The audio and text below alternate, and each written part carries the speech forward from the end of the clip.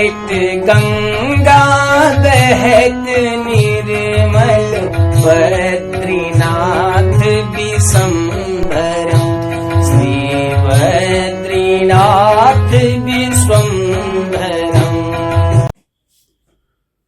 ओम गणेशाय नमः।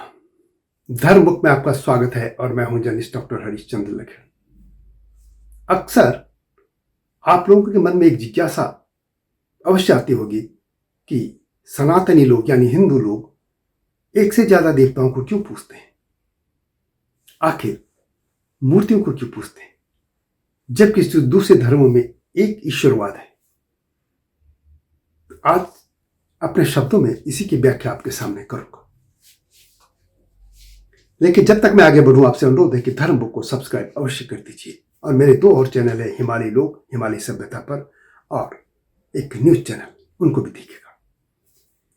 हिंदू धर्म इसको कहा गया है, और बाकी जो है चाहे वो इस्लाम हो, ईसाई हो, और भी जो है ये सब रिलीजन या मजहब है, क्योंकि उनका एक किताब है, एक उसको धर्म को चलाने वाला व्यक्ति रहा है, या जो भी उनके पैगंबर या जो भी कहें वो रहे हैं। लेकिन हिंदू धर्म सनातन क्यों कहा गया? क्योंकि न ये किसी एक व्यक्ति ने चलाया है, न एक इसकी किताब है। ये सदियों के मंथन के बाद कई मनीषी हुए, इसमें ऋषि हुए, मुनि हुए, विद्वान लोग हुए, और सबके मंथन के बाद जो चीजें सामने आती गई उसको ये लोग स्वीकार करते रहे। इसमें कई मत आते रहे।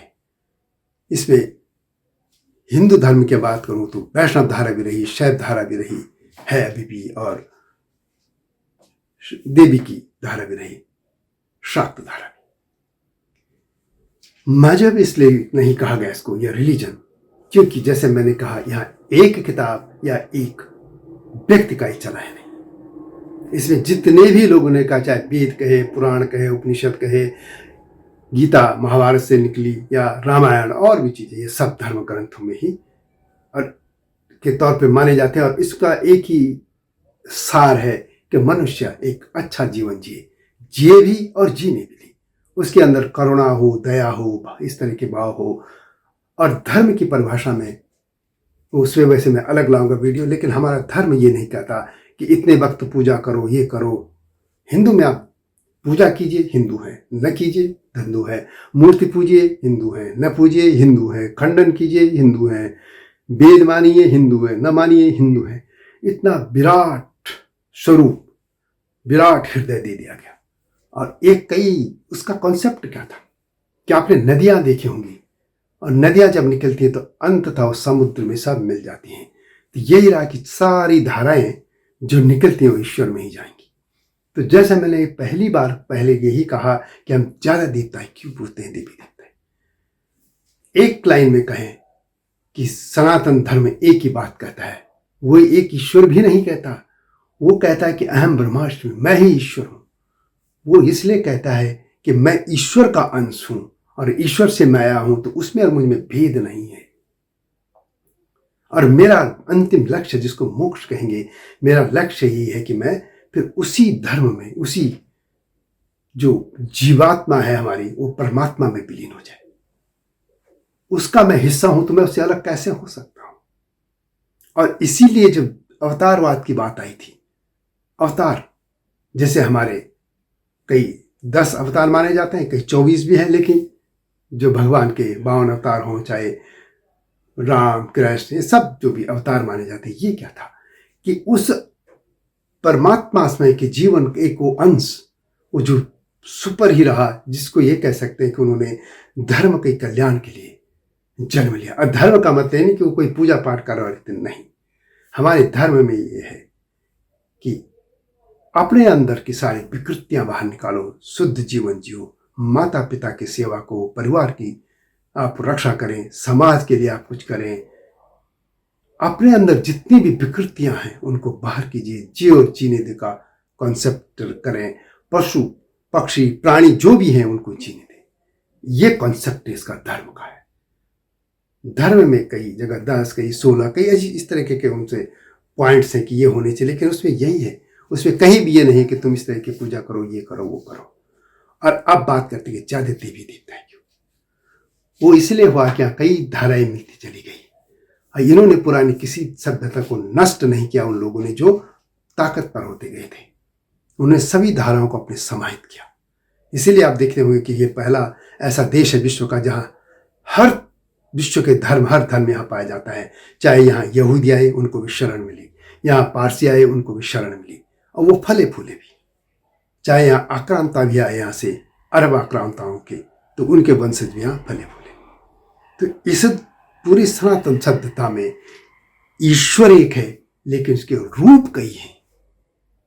उसमें चाहे देवी का रूप हो, ये पहला धर्म है जिसने एक मातृशक्ति को भी देवता माना है, नहीं तो बाकी धर्मों में सब पुरुष देवता है। इसके अलावा यहाँ पे जैसे मैंने कहा कि एक ईश्वर है अहम ब्रह्मास्मि, ये तो सबसे आगे की बात करते हैं आदिशंकर जिन्होंने दिया था कि ये आदि मैं अहम ब्रह्मास्मि, मुझ में और ईश्वर में कोई अंतर नहीं है क्योंकि मैं उसका अंश हूं, मैं उसी से आया हूं और उसी में विलीन हो जाऊंगा।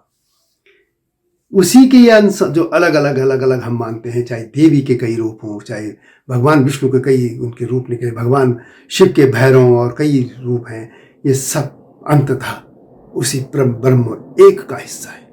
आप किसी भी रूप में मानेंगे, आप 33 माने, हजारों करोड़ मानिए, लेकिन अंततः एक ही है।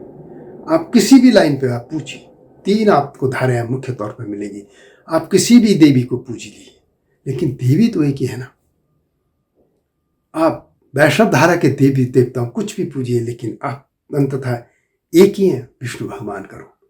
शैव धारा में कई हैं, आप देखिए उनके देवताओं में कि जैसे भगवान शिव हैं, उनके तो है, उसके अलावा भैरव भी हैं, बहुत नाथों में आते हैं कई, लेकिन अंततः शिव है। और वो सभी सब क्या है, एक ही चीज से निकले। इसलिए लोगों ने ये कहा कि आप ईश्वर के चाहे साकार रूप को मानिए, साकार रूप में मूर्ति पूजा हो गई, और निराकार में आप मूर्तियों का मत पूजिए।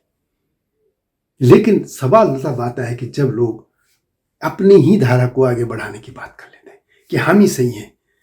नहीं, मनीषियों ने, इस धरती के लोगों ने जाना था कि अनंत ब्रह्मांड और उस परम ब्रह्म की आप लीला को समझ नहीं सकते। जितना भी आपने ज्ञान समझा है वो एक समुद्र का एक बूंद मात्र है। इसे कैसे कह सकते हैं कि मेरी धारा सही है। लेकिन दिक्कत वही आ रही है जब इस्लाम और ईसाई अपनी धारा को थोपने की कोशिश कर रहे हैं, जबकि उनके यहां कोई धर्म में ऐसा मंथन हुआ ही नहीं है। सिर्फ एक एक व्यक्ति ने जो बोल दिया उनको उन्होंने अपने तरीके से व्याख्या करके उस पर आगे बढ़ते चले गए।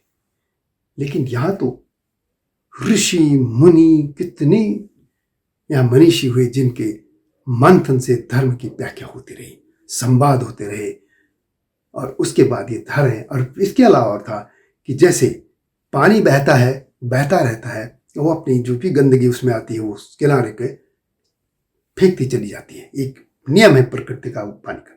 उसी तरह धर्म भी, इसमें बहुत सी चीजें गलत भी आती रही जाए, लेकिन वो सामने से हटती भी रही और ये अपने को परिशुद्ध हिंदू धर्म करता रहा। तो इसलिए यदि आप अपने बच्चों को इस सवालों का जवाब नहीं दे पाते कि हम देवी देवता क्यों पूछते हैं ज्यादा, तो देवी देवता हम जरूर पूछते, वो उनके स्वरूप हैं। देवी देवताओं के स्वरूप हैं, देवी देवता एक ही है। जैसे मेरा स्वरूप एक, मैं एक जर्नलिस्ट भी हूं, तो मैं एक भारतीय भी हूं, तो एक मैं किसी का भाई भी हूं, बंधु भी हूं, मित्र भी हूं। मेरे अलग अलग स्वरूप हैं। उसी तरह भगवान के अलग अलग स्वरूपों को देखा गया है, पूजा गया है, जिसको जो रूप लगा। भगवान कृष्ण का कोई बाल रूप पूछता है, कोई दूसरा रूप पूछता है, यही रूप है और कुछ नहीं। तो देवी देवता हम किसी भी रूप में पूजे, अंततः हिंदू धर्म के की कॉन्सेप्ट है, ईश्वर एक ही है, एक ब्रह्म, और उसी ब्रह्म के विभिन्न रूप हैं। ये अपने बच्चों को अवश्य बताइएगा, क्योंकि आज की पीढ़ी ये नहीं जानती, और जब कोई उनसे सवाल पूछता है तो वो निरुत्तर हो जाते हैं।